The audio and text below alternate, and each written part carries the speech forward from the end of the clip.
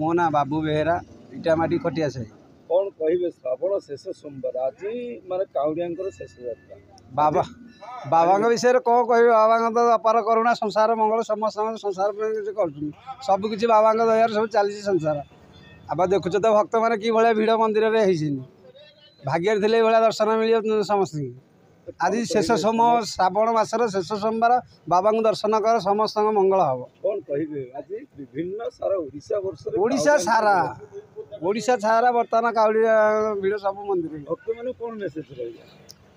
भक्त मान मेसेज देवी बाबा समस्त भल रखी था समस्त बाबा डाकू था सदा समस्त